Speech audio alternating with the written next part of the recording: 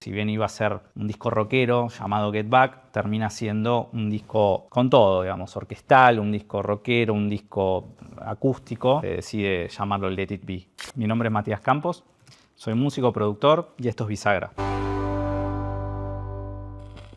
Voy a estar hablando de un disco que para mí es fundamental, uno de los discos que más me gustan, de la banda que definitivamente es para mí mi favorita, que son los Beatles. Y el disco es Let It Be. Bueno, este disco, como les decía, es un disco que en lo personal es uno de mis favoritos, tiene de las mejores canciones de la banda. Y tiene una particularidad que fue grabado en el año 69 y lanzado en el año 70, y hay toda una historia ahí, tiene que ver mucho con el momento que estaba viviendo la banda en ese momento, un momento bastante complejo, que va a terminar después con la separación de ellos. El proyecto en sí surge después de haber grabado el álbum Blanco, disco doble de ellos, lleno de canciones orquestales, canciones acústicas, canciones donde ellos juegan con diferentes géneros, y la idea para este disco, para ese nuevo disco, era volver a las bases. Volver a ese sonido que ellos habían desarrollado al principio de su carrera, en Liverpool, después en Hamburgo. 2 guitarras, bajo, batería y rock and roll. Un poco ese fue, digamos, el germen de este disco.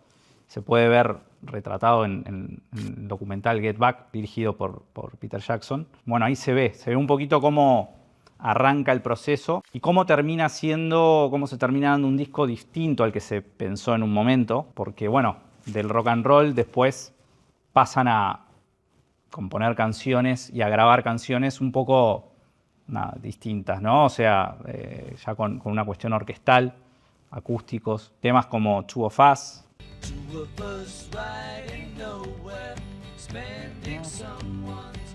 Let It Be, el que le da el título al disco y que es un himno para todo fanático de la música, te diría, no solo de los Beatles.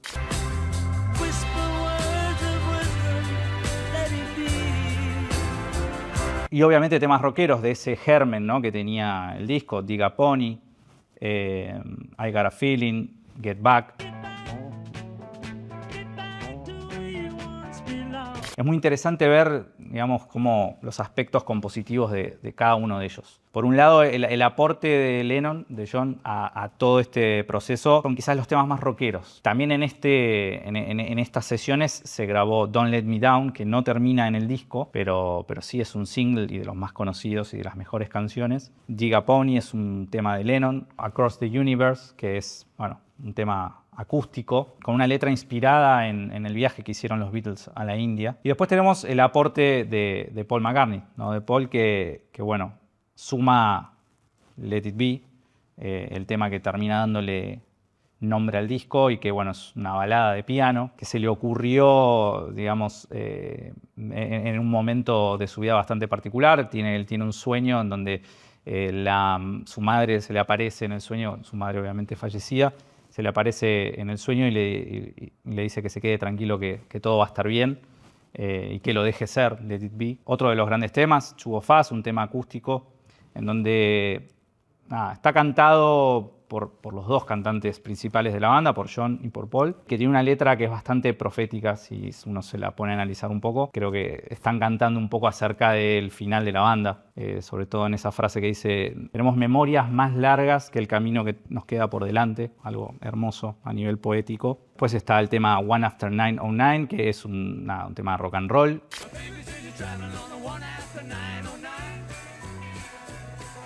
Que resucitaron de las primeras composiciones que habían hecho juntos cuando eran adolescentes. Y por último, el aporte de George Harrison. Pone 2 de los temas que a mí más me gustan de él, su cuota compositiva en este disco, con I'm in Mine, que es un tema con un compás ternario, con un compás como si fuera un vals.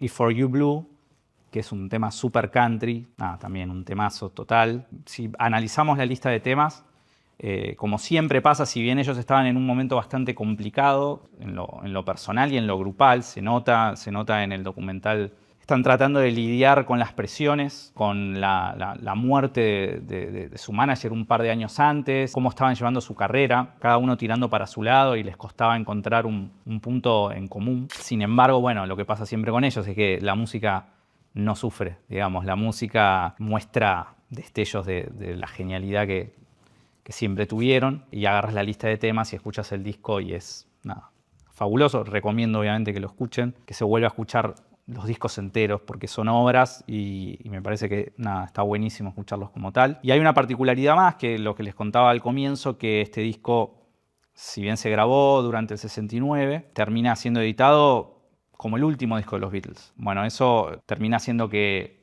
de todo este proceso quedan las grabaciones colgadas, por así decir. Y bueno, pasa el tiempo, ellos graban el disco Abbey Road, que sale antes que Let It Be, y por último deciden agarrar todo este material que estaba grabado y llevárselo a Phil Spector, que es uno de los grandes, digamos, productores históricos, y bueno, deciden llevárselo a él y que él produzca el disco.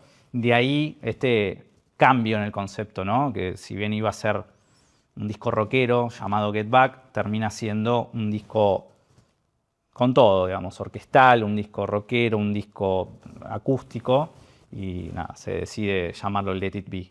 Ringo no tiene ninguna canción, digamos, que de su autoría en este disco. Sí lo había tenido en el álbum blanco y sí lo tuvo después en Abbey Road. Se puede ver bastante bien en el documental cómo su rol a nivel humano es fundamental, siempre como tratando de ser un pegamento en momentos de bastante tensión entre el resto de los Beatles. Lo distingue y distingue también a la banda, que ellos siempre fueron un grupo de 4 personas súper unidas conceptualmente y proyectando esa imagen de grupo, ¿no? Algo interesante que se produce, digamos, acá en este mismo proceso estaban filmando un documental a medida que iban grabando este disco, y la idea de cierre para este documental era verlos tocar los temas del disco en vivo. Obviamente esto no se termina logrando del todo porque, bueno, hay muchos temas que terminan siendo orquestales y, como decía, se terminan produciendo más tarde.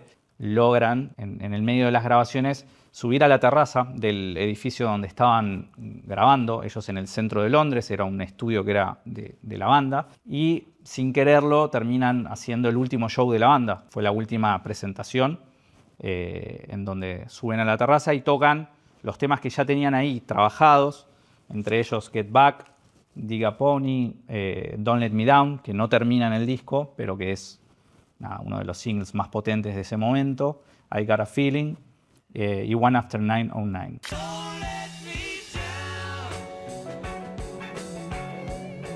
Este disco, digamos, cuando salió tuvo un impacto enorme, como se podrán imaginar, porque terminó siendo el disco de despedida, el último disco de los Beatles. En realidad todas las obras de los Beatles tuvieron un impacto tremendo en la música, en los contemporáneos y en las generaciones futuras, y lo sigue teniendo. En el disco participan ingenieros de sonido como Glyn Johns, que desarrolló después a nivel técnico, formas de grabar la batería que hasta el día de hoy se siguen utilizando y que son conocidísimas. George Martin, eterno productor de ellos, cuenta también con la participación de Billy Preston, que es tecladista increíble, y también con la producción de Phil Spector, que, como decía, fue el que creó también The Wall of Sound, un concepto de producción único, digamos, ¿no? En conclusión, es un disco bisagra, Let It Be. Podemos hablar de un disco bisagra, si bien para los fans de la banda quizás es un poco triste porque es el último disco. En algún punto lo veo como también el momento en que ellos deciden iniciar sus carreras solistas. Muchas de las canciones que después aparecen en los primeros discos solistas de ellos aparecen también en estas sesiones, prueban, o sea que el germen de lo que después hicieron, por ejemplo George Harrison con All Things Must Pass, o John Lennon con su primer disco, y Paul lo mismo. Hay muchas canciones que aparecen ahí, que obviamente no quedan en el disco, pero por eso me parece que es un disco bisagra, porque de repente, si bien se despiden los Beatles, se inician 4 carreras solistas que bueno, con los años también van a dar un montón de discos, un montón de clásicos. Lo loco de todo esto también es como con esas carreras solistas también se terminan desarrollando, como la carrera de Paul, que hasta el día de hoy sigue tocando, presentando temas y temas de este disco. Tuve la suerte de escucharlo la última vez que vino acá a la cancha de River y escucharlo tocar The Long and Winding Road. The long and winding road that leads to your door. Increíble, increíble con la banda con la que viene tocando hace más de 25 años. Estas canciones con el tiempo maduran, digamos, y son quizás cada vez mejores, ¿no? Ni hablar de Let It Be, otro himno que me pasó de estar ahí escuchándolo en vivo en la cancha de River y ver cómo había gente llorando. Creo que el legado de ellos es un poco también el sonido, ¿no? O sea, si de repente nos ponemos a analizar, en un disco que iba a ser rockero, terminan haciendo música orquestal, baladas de piano, que bueno, obviamente inspiraron a Elton John, Billy Joel, a músicos que después hicieron carreras haciendo baladas de piano, y a la vez también inspiraron a bandas rockeras. Pensar que esto está grabado en el año 69 y volver al rock and roll en ese momento, cuando estaba también surgiendo Led Zeppelin, cuando los Stones estaban también en un momento de apertura, de ellos al revés, quizás estaban dejando el rock and roll y tratando de ver si podían producir música un poco más sofisticada. El impacto y la, digamos, influencia que tiene este disco y los Beatles es enorme, digamos.